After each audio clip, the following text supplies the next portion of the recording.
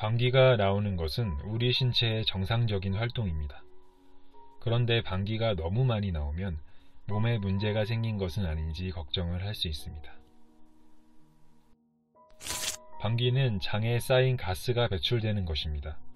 식사를 할 때 공기를 같이 먹음으로써 장에 가스가 쌓일 수 있습니다. 그리고 장 안에 균이 발효되어 가스가 생성될 수도 있습니다. 이렇게 가스가 생성되어 방귀로 배출되는 것인데 너무 많이 나오게 되면 문제가 있다고 생각할 수도 있습니다. 신체에 아무 이상이 없는 사람이 1일 방구를 배출하는 횟수는 10번에서 20번 정도입니다. 그리고 그 양은 500cc에서 1500cc 정도입니다. 1일 10번에서 20번 정도 방귀를 배출하는 것은 문제가 없다는 말입니다. 그런데 만약에 20번을 넘게 낀다면 문제가 있을 가능성이 있습니다. 방귀가 많이 나오는 것으로 의심해 볼 수 있는 질환으로는 공기연화증이 있습니다. 공기연화증은 공기를 너무 많이 먹는 것을 의미합니다. 방구를 많이 배출하는 것과 더불어 설사, 트림, 복부 팽만, 경련 등의 증상이 나타날 수 있습니다.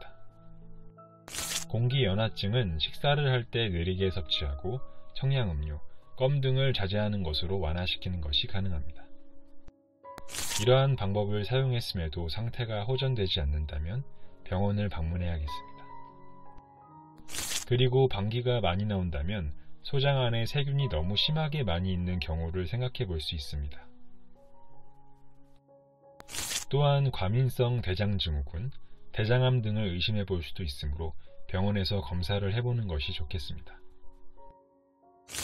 이렇게 방귀가 너무 많이 나오는 탓에 배출하지 못하고 참는 사람들이 많습니다. 방귀를 너무 많이 참으면 피부가 안 좋아지고 대장에 악성 종양이 생성될 수도 있다는 말을 들어본 적이 있을 것입니다.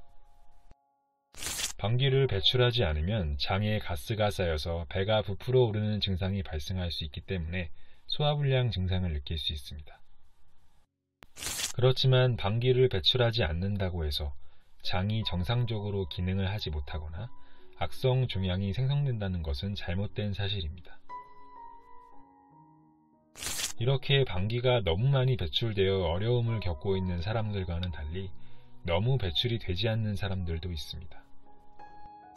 그런데 배출이 되지 않는 경우가 문제가 될 수 있습니다. 배의 장기에 문제가 발생하면 방귀가 나오지 않을 수도 있습니다. 극단적인 복부질병이 발생했을 수도 있으므로 당장 병원을 방문하는 것이 좋습니다.